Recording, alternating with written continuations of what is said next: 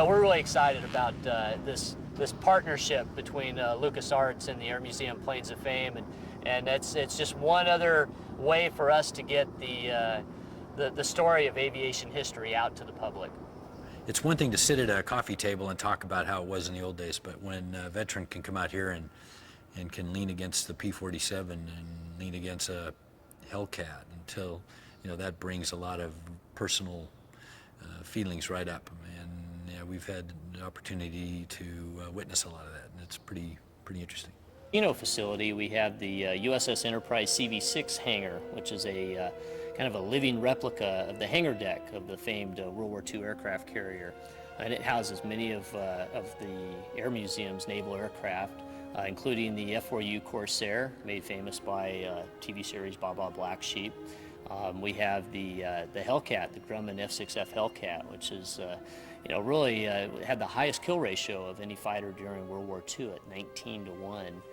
We have a Wildcat, which is the kind of frontline fighter for the Navy as war broke out. We have the SBD Dauntless, one of only 3 flyable Dauntlesses left in the world. That's kind of aircraft made famous by the Battle of Midway. And then we also have a TBM Avenger. TBM Avenger, built also by Grumman, was a torpedo bomber, and same type of aircraft that our former President George Bush flew during World War II. Well, I'll say the Air Museum Planes of Fame is really excited about the new game that's coming out by LucasArts, the Secret Weapons over Normandy. This sort of game, I think, is probably the closest that someone can be to flying in these airplanes and seeing what it was like, flying and fighting during World War II. In the North Hangar at the Air Museum, we call that the Tom Freakin hangar. We've got quite a good collection of foreign aircraft, foreign to the United States. We have our Japanese Zero fighter in there. It's the last remaining completely authentic Japanese Zero in the world, complete with its original Nakajima-built Sockeye radial engine. That's the airplane that was even test flown by Charles Lindbergh during World War II, so we're pretty proud of that aircraft. We also have other aircraft that are rare, like the Raiden, the only one left in the world. It's a complete airplane. It's on stack display in the North Hangar. We have the Japanese rocket fighter that was really modeled after the German 163. We also have a Betty bomber, which is the most complete Betty bomber on display anywhere in the world.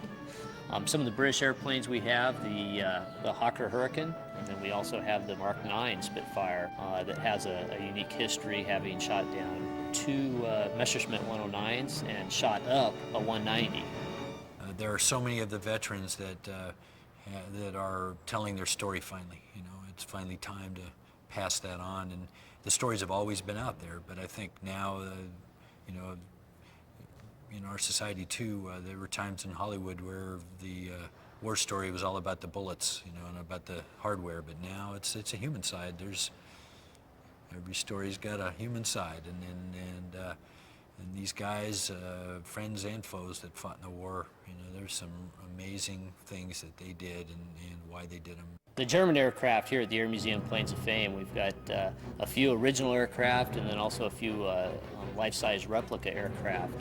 The replicas include the Messerschmitt 163 rocket-powered interceptor. We have a V-1 buzz bomb, a Natter interceptor.